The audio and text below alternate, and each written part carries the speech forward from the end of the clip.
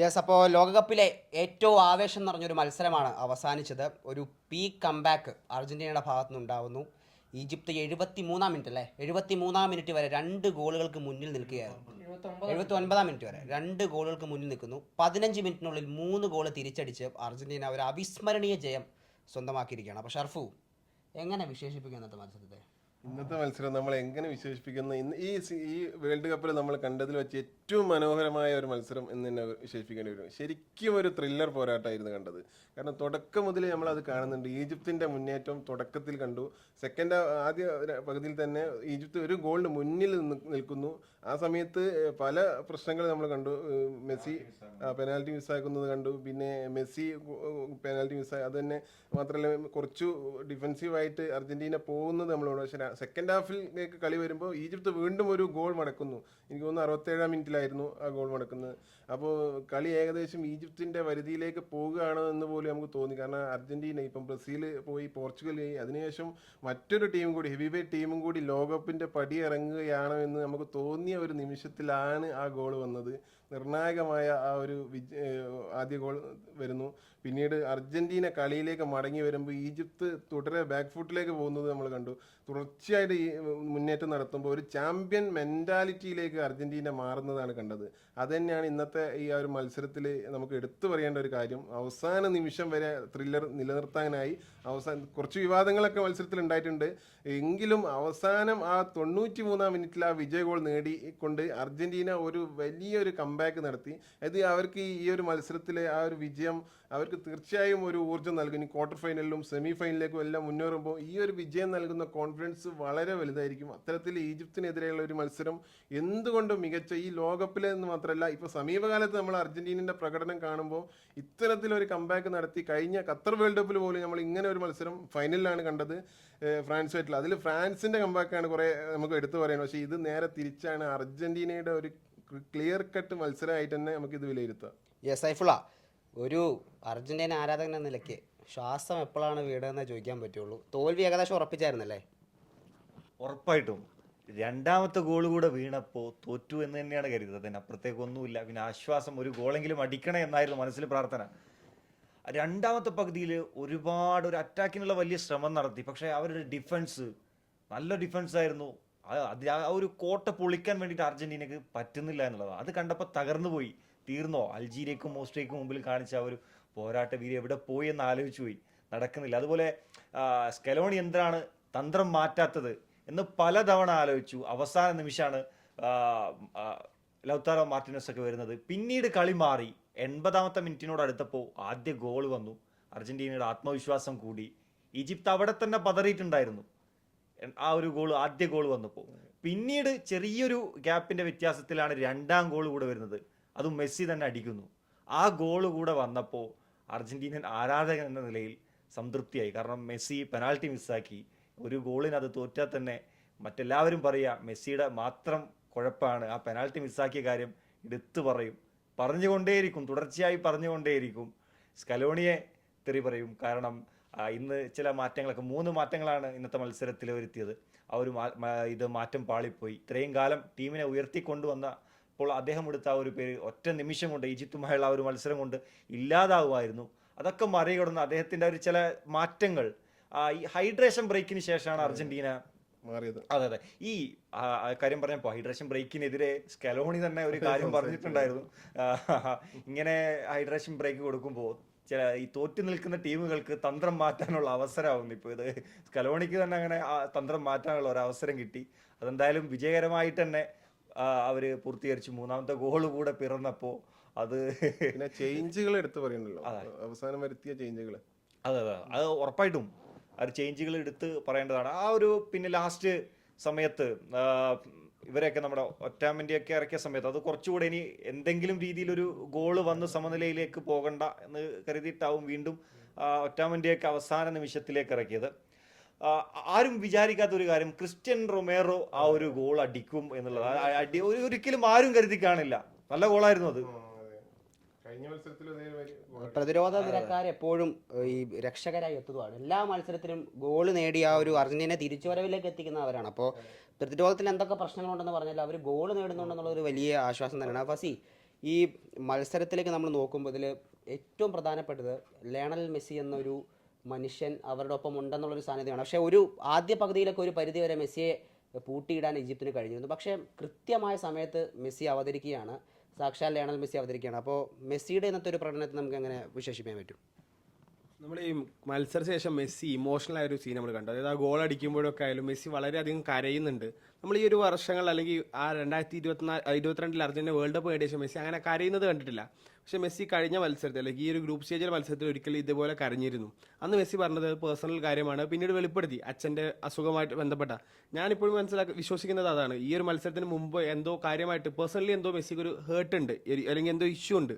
അതുകൊണ്ട് മെസ്സി ഒരു പതിഞ്ഞ ശ്രദ്ധ, നമ്മൾ പറഞ്ഞാൽ മെസ്സിയെ പൂട്ടിയെന്നല്ല, മെസ്സി ഒന്ന് ഒതുങ്ങി കളിക്കുന്ന രീതിയായിരുന്നു. പലപ്പോഴും മെസ്സിയുടെ ഒരു സോണിൽ ഫ്രീ ആയി നിൽക്കുന്നുണ്ടെങ്കിലും നമ്മൾ പറഞ്ഞ ഒരു മെസ്സിൻ്റെ ഒരു ഫ്ലെയർ ഉണ്ടല്ലോ, മെസ്സിക്ക് മാത്രമുള്ള ഒരു ഫ്ലെയർ ഒക്കെ ഉണ്ട്, അത് നമുക്ക് കാണാൻ പറ്റിയില്ല എന്നുള്ളതാണ്. പക്ഷേ മെസ്സി എപ്പോഴും മെസ്സിയുടെ സ്പേസിൽ ഫ്രീ ആയി നിൽക്കുന്നുണ്ട്.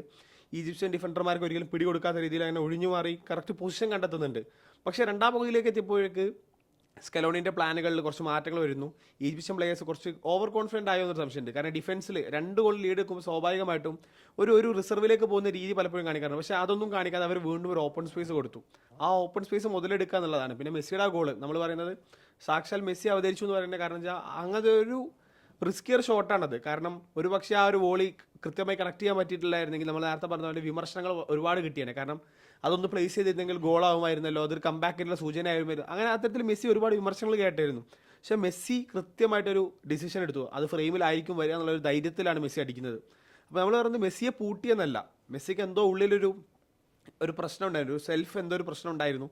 അത് കാരണം ആളുടെ പെർഫോമൻസ് ഒരുപക്ഷെ ചിലപ്പം തൻ്റെ അവസാന ലോകകപ്പ് എന്നൊരു ചിന്തയിലേക്ക് മെസ്സി പോലും ഒരു സമയത്ത് പോയിട്ടുണ്ടാവുമെന്നാണ് ഞാൻ പ്രതീക്ഷിക്കുന്നത്. അപ്പോൾ ആ ഒരു യാഥാർത്ഥ്യത്തിൽ നിന്ന് ഗോളടിച്ച് തിരിച്ചു വന്ന് വീണ്ടും ഈ ഒരു യാത്ര തുടരാൻ പറ്റുമെന്നുള്ളൊരു ചിന്ത വന്നതുകൊണ്ടായിരിക്കാം ചിലപ്പോൾ മെസ്സി ഇമോഷണലായെന്ന് എനിക്ക് തോന്നുന്നു. കാരണം തൻ്റെ യാത്ര അവസാനിച്ചിട്ടില്ല എന്നൊരു ചിന്ത മെസ്സിക്ക് ചിലപ്പോൾ വന്നിട്ടുണ്ടാവാം. എനിക്ക് തോന്നുന്നു ഒരു സമയത്ത് മെസ്സി പോലും ചിലപ്പോൾ ആ ഒരു 2ാം ഗോൾ വീണതോടുകൂടി തന്നെ മെസ്സിയും ചിലപ്പോൾ കരുതിയിട്ടുണ്ട്. അപ്പം ആദ്യ പകുതിയിൽ പെനാൽറ്റി മിസ് ചെയ്യുന്നു. അപ്പോൾ മൊത്തത്തിലാകെ മെസ്സിക്കൊരു സമ്മർദ്ദം ഉണ്ടായിട്ടുണ്ടാവാം. അപ്പോൾ അവിടെ നിന്നൊരു വലിയ തിരിച്ചുവരവ് നടത്തിയതിൻ്റെ ഒരു ആത്മവിശ്വാസ സന്തോഷമൊക്കെ ആയിരിക്കാം ആ കരച്ചിലിന് കാരണമെന്ന് പറയാൻ പറ്റില്ലേ? അത് സ്വാഭാവികമായിട്ടും നമുക്ക് 2 രീതിക്ക് ചെയ്യാം. കാരണം മെസ്സി ഒരു ഭയങ്കര ഇമോഷണൽ ആയിട്ടുള്ള പ്ലെയറാണ് നമ്മൾ എപ്പോഴും പറയുന്നത്. കാരണം ചെറിയ കാര്യങ്ങളിൽ വളരെയധികം സങ്കടപ്പെടുകയും അല്ലെങ്കിൽ വളരെയധികം സന്തോഷിക്കുകയും ചെയ്യുന്ന ഒരു പ്രകൃതം മെസ്സിക്കുണ്ട്. അപ്പോൾ അത്തരത്തിൽ എന്താണ് ആ കാരണം എന്നുള്ളത് മെസ്സി പറയാതെ നമുക്കത് അറിയാൻ പറ്റില്ല. ഒരുപക്ഷെ വീണ്ടും മത്സരശേഷം വെളിപ്പെടുത്തലുകളോ കാര്യങ്ങളോ ഉണ്ടായേക്കാം. കഴിഞ്ഞ മത്സരത്തിലേതുപോലെ തന്നെ ഒരുപക്ഷെ മെസ്സി സംസാരിച്ചേക്കാം ഇതാണ് കാരണം എന്നുള്ളത്. എന്നിരുന്നാൽ കൂടി മെസ്സി, നമ്മൾ പറയില്ലേ, മെസ്സിക്കൊരു സന്തോഷം കൊണ്ട് പടിയിറങ്ങണമെന്ന് ആഗ്രഹിക്കുന്ന വ്യക്തിയാണ്. അപ്പോൾ ഒരുപക്ഷെ ഇത്തരത്തിലൊരു ആ തോൽവി തന്നെ തൻ്റെ ഒരു പെനാൽറ്റി മിസ്, അപ്പോൾ എല്ലാം കൊണ്ടും മോശമായൊരു മത്സരത്തിൽ പടിയിറങ്ങേണ്ടി വരുമ്പോൾ എന്നൊരു തോന്നലുണ്ടായിരുന്നു. ആ തോന്നലിൽ ഒരു കംബാക്ക് നടത്തിയതുകൊണ്ട്, ഹരി പറഞ്ഞ പോലെ തന്നെ ആ ഒരു കംബാക്ക് നടത്തിയതിൻ്റെ സന്തോഷം കൊണ്ടാവും, ഒരു ആനന്ദ കണ്ണീരാം. പക്ഷേ മത്സരശേഷം മെസ്സി ഒരുപാട് ഇമോഷണൽ ആണെന്ന് കണ്ടു, വളരെയധികം കരയുന്നത് നമ്മൾ കണ്ടു. അതാണ് ഞാൻ ബേസിക്കലി അതാണ് ഫാമിലി ഇഷ്യൂസോ അല്ലെങ്കിൽ എന്തെങ്കിലും പേഴ്സണൽ കാര്യമാവും എന്ന് പറയാനുള്ള കാരണം. അത്രമേൽ മെസ്സി ഇമോഷണൽ ആവുന്നത് നമ്മൾ പലപ്പോഴും കണ്ടിട്ടില്ല. കാരണം കംബാക്ക് ചെയ്യാങ്ങളോ അല്ലെങ്കിൽ കിരീടം നേടുമ്പോൾ പോലും മെസ്സി ഇത്രയും ഇമോഷണൽ ആണ് നമ്മൾ കണ്ടിട്ടില്ല. അപ്പോൾ അതാണ് കാരണം ഒരു ഫുട്ബോളിൽ അപ്പുറത്തേക്കുള്ള എന്തോ ഒരു കാരണം ആ കരച്ചിൽ പിന്നിലുണ്ട് എന്നുള്ളതാണ് ഞാനിപ്പോഴും വിശ്വസിക്കുന്നത്. ഓക്കെ, ദെൻ അർജന്റീന ഒരു ഉഗ്രം കംബാക്ക് തന്നെ, ഒരു കിട്ടിലെ കംബാക്ക് തന്നെ. പക്ഷേ ഈജിപ്തിൻ്റെ കാര്യം നമ്മൾ പറയാതിരിക്കാൻ പറ്റില്ല. ഞാൻ ഹരിയോട് ചോദിക്കാൻ വരികയാണ്. ഈജിപ്തിനെ കുറിച്ച് നമ്മൾ പറയുമ്പോൾ മുസ്തഫ ഷബീർ എന്നുള്ള ഗോൾ കീപ്പറുടെ പേര് ഇന്ന് മറക്കാൻ കഴിയില്ല. അദ്ദേഹം നടത്തിയ എത്ര സേവ്, നമുക്ക് എണ്ണം പറയാൻ പറ്റാത്ത അത്ര സേവുകൾ അദ്ദേഹം ഒരുപക്ഷെ ആദ്യ പകുതിയിൽ തന്നെ അർജന്റീന മുന്നിലെത്തുണ്ടായിരുന്നു. അപ്പോൾ ഒരു പോരാളി എന്ന് തന്നെ വിശേഷിപ്പിക്കാം അല്ലേ? അതായത് നമ്മൾ ബ്രസീലിനെതിരെയുള്ള മാച്ചിൽ കണ്ടു, ഒരു പെനാൽറ്റി സേവ് ചെയ്തതോടുകൂടി ആ ഗോൾ കീപ്പർ ഒരു ഫോം ആവുന്നത് കണ്ടു. അപ്പോൾ ആ മെസ്സിയുടെ പെനാൽറ്റിയാണ് ഇവിടെ അദ്ദേഹം സേവ് ചെയ്യുന്നത്. അപ്പോൾ അദ്ദേഹത്തിന് കിട്ടുന്ന ഒരു ഊർജ്ജം എന്താ നമുക്ക് പറയാൻ പറ്റില്ല. അപ്പോൾ അത്രയും ഊർജ്ജത്തോടെ അദ്ദേഹം പിന്നെ കളിക്കാൻ വരുന്നതും ബാക്കിയുള്ള ഫസ്റ്റ് ഹാഫിലൊക്കെ ആ ഒരു ഇൻറ്റൻസിറ്റിയോട് കൂടി തന്നെ അർജന്റീന അറ്റാക്ക് ചെയ്യുന്നുണ്ട്. അതൊക്കെ ഇദ്ദേഹം തടയുന്നുണ്ട്. യെസ്, അദ്ദേഹത്തിൻ്റെ കാര്യം നമുക്ക് പറയണം. പിന്നെ ഈജിപ്തിൻ്റെ ഒരു പ്ലാൻ കൃത്യമായിരുന്നു. ആ 79ാം മിനിറ്റ് വരെ കൃത്യമായിരുന്നു ആ ഒരു പ്ലാൻ. അർജന്റീനയ്ക്ക് പന്ത് കൊടുക്കുക, സിറ്റ് ബാക്ക് ചെയ്യുക, അവസരം കിട്ടിയാൽ അടിക്കുക എന്നുള്ളത്. ആദ്യം ഒരു ഗോൾ കിട്ടി, വീണ്ടും അവർ അതിനെ പിന്തുടർന്നു, 2ാം പകുതിയിൽ പിന്നെയും അടിച്ചു. അപ്പോഴും ആ ഒരു അവരുടെ സ്റ്റൈൽ തന്നെ. പക്ഷേ അർജന്റീനയാണ്, ക്വാളിറ്റി പ്ലെയേഴ്സ് ഉണ്ട്. അതെ അതും പറയണം. അപ്പോൾ അത് നമുക്ക് അടുത്ത വിഷയമായിട്ട് എടുക്കാം. കാരണം വാർ ഒരു പ്രശ്നമാകുന്ന ഈ ഒരു വേൾഡ് കപ്പിൽ ആദ്യമായിട്ടല്ല.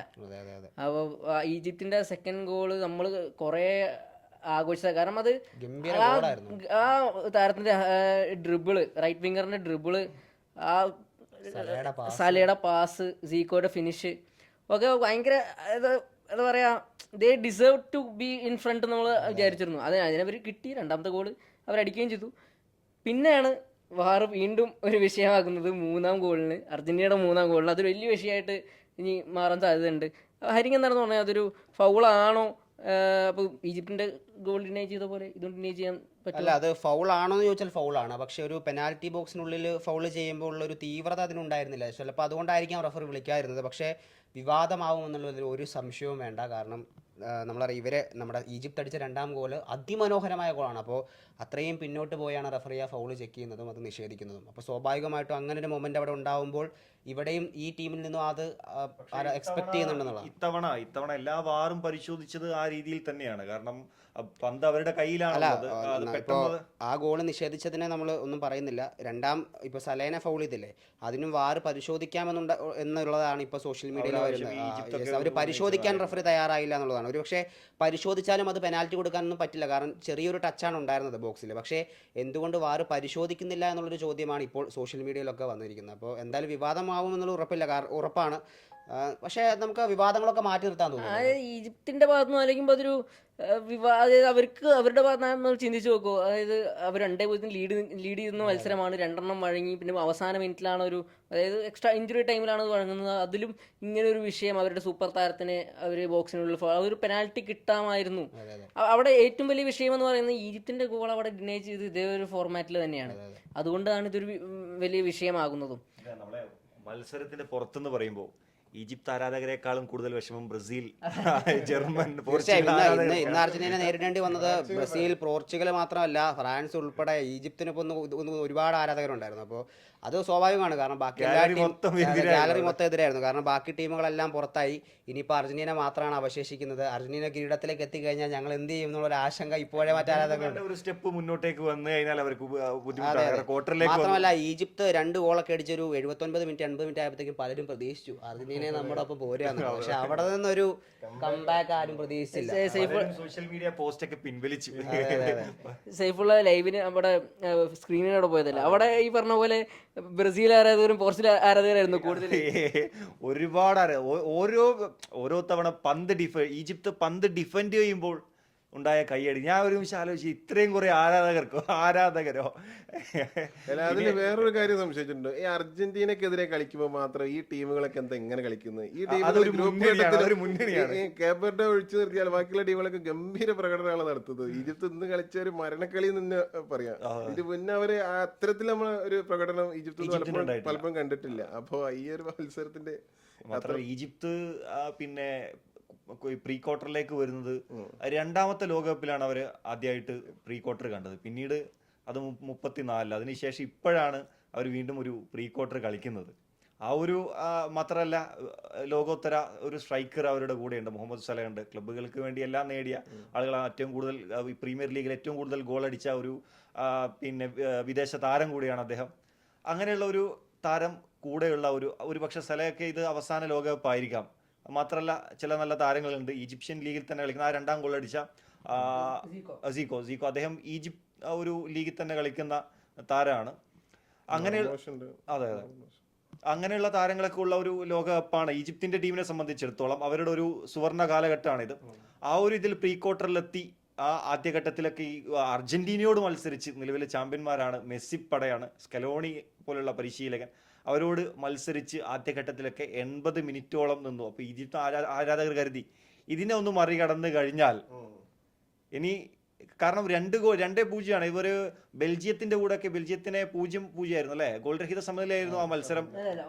1-1 അതെ 1-1 സമനിലയിലായിരുന്നു ആ ഒരു മത്സരം അവസാനിച്ചത്. അങ്ങനെ അർജന്റീനയെ തകർത്ത് ക്വാർട്ടറിലേക്ക് വന്നതിനാൽ പിന്നീട് വരുന്നത് കൊളംബിയ ആയിക്കോട്ടെ, അല്ലെങ്കിൽ ഇംഗ്ലണ്ടോ, അല്ലെങ്കിൽ സ്വിറ്റ്സർലാൻഡ് ആയിക്കോട്ടെ, അതിനപ്പുറത്തേക്കൊന്നുമില്ല.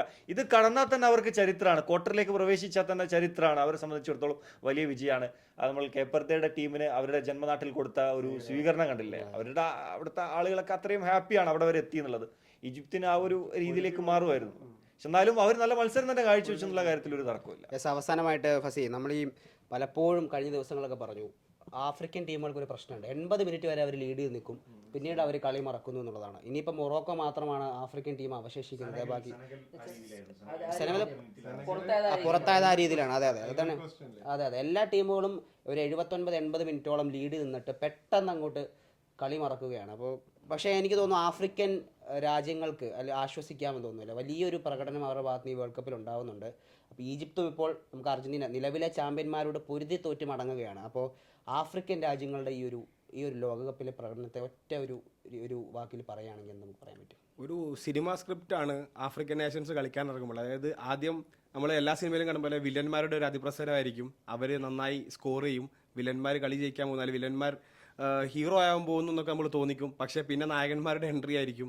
അവർക്ക് നമ്മൾ പറയാം ഏറ്റവും അവസാനം നായകൻ നായികയെ കിട്ടുന്നു എന്നുള്ള രീതിയിലേക്കാണ് ഇതുവരെയുള്ള ആഫ്രിക്കൻ്റെ മത്സരങ്ങളൊക്കെ പോകുന്നത്. കാരണം അവർ നന്നായി കളിക്കുന്നു, അവസാന മിനിറ്റ് വരെ അത് ഹോൾഡ് ചെയ്യാൻ അവരെ കൊണ്ട് പറ്റുന്നില്ല. ഒരു പക്ഷേ ഞാൻ പറഞ്ഞത് ഈ 2 ഗോളിലൊക്കെ ലീഡിലേക്ക് എത്തുമ്പോൾ നമുക്ക് എത്തുന്ന ഒരു കോൺഫിഡൻസ്, ഒരു ധൈര്യമുണ്ട്, നമുക്കിത് കഴിഞ്ഞു, നമ്മളെ കയ്യിലാണ് ഈ മത്സരം എന്നുള്ളൊരു തോന്നലുണ്ട്. ആ മൊമെൻ്റാണ് ബാക്കി ടീമുകൾ മുതലെടുക്കുന്നത്. അർജന്റീനക്ക് അതൊരു ചാമ്പ്യൻ മെൻറ്റാലിറ്റി എന്നൊക്കെ നമുക്ക് പറയാം. അപ്പോൾ ആ ടീമുകൾക്ക് ഒരു കംബാക്കിനുള്ള സാധ്യതയുണ്ട്. മറ്റേ ടീമുകൾക്ക് നമ്മൾ ഒരു സേഫ് സ്പേസിൽ എത്തിയെന്നുള്ളൊരു ഓവർ കോൺഫിഡൻസ് പലപ്പോഴും വന്നിട്ടുണ്ടോ എന്ന് സംശയമുണ്ട്. ഈ വാറും കാര്യങ്ങളൊക്കെ നമുക്ക് പറയാമെങ്കിലും അതിലപ്പുറത്തേക്ക് ഒരു ഗോളിനാണ് ഈ VAR ഒക്കെ പ്രശ്നം വന്നത്. ബാക്കി 2 ഗോളുകൾ കൺസിഡർ ചെയ്ത് നമ്മൾ ചിന്തിക്കണം. ആ 2 ഗോളുകൾ വന്നത് ഒരിക്കലും VAR ഇടപെടലല്ല. അതായത് ഒരു ധൈര്യക്കുറവ് ആ മത്സരം സ്വാഭാവികമായിട്ടും അധിക സമയത്തൊക്കെ പെനാൽറ്റിയിലേക്ക് പോയാൽ പോലും അർജന്റീന ആ മത്സരം അനായാസം സ്വന്തമാക്കും, ഒരു സംശയമില്ല. ആദ്യ ഗോൾ വീണപ്പോൾ തന്നെ ഈജിപ്റ്റ് പതറി എന്നുള്ളത് നമ്മൾ കണ്ടതുമാണ്. അപ്പോൾ അത് തന്നെയാണ് നമ്മൾ പറയുന്നത്. അപ്പോൾ അവസാന നിമിഷം അവർ കളി മറക്കുകയാണെന്ന് തോന്നുന്നില്ല. എന്തായാലും അർജന്റീന ആരാധകര് തുടക്കം മുതൽ പറഞ്ഞതാണ് സമ്മർദ്ദമില്ലാതെ ലോകകപ്പ് കളിക്കുന്നുള്ളത്. ഇനി ആ വാക്ക് പറയാൻ പാടില്ല. ഇതിനപ്പുറത്തേക്ക് എത്രമാത്രം സമ്മർദ്ദമാണ് ഇന്നത്തെ കളിയിലും കഴിഞ്ഞ കളിയിലൊക്കെ അനുഭവിച്ചത്. സമ്മർദ്ദത്തെ കുറിച്ച് അക്ഷരം ഉണ്ടായിരുന്നു. എല്ലാ മത്സരം ജയിക്കുന്നത്. അതെ എത്ര കിരീടം നേടിയാലും ലോകകപ്പ് എന്ന് പറയുന്ന വേദിയിൽ സ്വന്തം ടീമിന്റെ കളി കാണുമ്പോൾ എല്ലാ ആരാധകർക്കും ആ സമ്മർദ്ദം ഉണ്ടാകും. ആ സമ്മർദ്ദം ഇന്ന് കഴിഞ്ഞ് കേപ്പുറത്തേനൊക്കെ കൂടുതൽ ഇന്ന് അനുഭവിച്ചു എന്നുള്ളതാണ്. കാരണം കേപ്പുറത്തേക്കെതിരെ ആദ്യം ലീഡ് എടുത്തിട്ടാണ് പിന്നിൽ പോയത്. ഇത് 2 ഗോളുകൾക്ക് പിന്നിൽ പോയി. അപ്പോൾ ഏകദേശം എല്ലാവരും തോൽവി ഉറപ്പിച്ചെടുത്തെന്നാണ് ആ തിരിച്ചുവരവ്. അതൊരു ഗംഭീര തിരിച്ചുവരവാണ്. അപ്പോൾ എന്തായാലും ഇന്ന് നമുക്ക് അവസാനിക്കാൻ തൽക്കാലത്തേക്ക് ഒരു പൊരുതി തോറ്റ് ഈജിപ്ത് മടങ്ങുകയാണ്. ഇന്ന് അർജന്റീന വിവാദങ്ങൾ നമുക്ക് മാറ്റി നിർത്താം. കാരണം ഇത് ഒരു ആഘോഷരാവാണ് അർജന്റീന ആരാധകരെ സംബന്ധിച്ച്. അപ്പോൾ വിവാദങ്ങളെ മാറ്റി നിർത്താം. അത് ഇനി മുന്നോട്ട് വരുന്ന വിവാദങ്ങൾ എന്തായിരിക്കും എന്നുള്ളത് നമുക്ക് നോക്കാനേ കഴിയുള്ളൂ. പക്ഷേ എന്തൊക്കെ പറഞ്ഞാലും അർജന്റീനയുടെ ആത്മവിശ്വാസവും ആ ഒരു മെൻ്റൽ സ്ട്രെങ്ത്തും കൊണ്ട് മാത്രമാണ് ഈ മത്സരം അവർ തിരിച്ചു പിടിച്ചത്. മുന്നോട്ടുള്ള മത്സരങ്ങളിൽ അവർക്ക് എന്തുകൊണ്ടും ഈ ഒരു വിജയം അവരെ കോൺഫിഡൻസ് കൂട്ടുമെന്നുള്ളൊരു സംശയമില്ല. അപ്പോൾ എന്തായാലും അർജന്റീന ആരാധകർക്ക് ഇന്ന് സന്തോഷിക്കാം. നമുക്ക് മറ്റൊരു ദിവസം ഇരിക്കാൻ വാറുമായിട്ട്.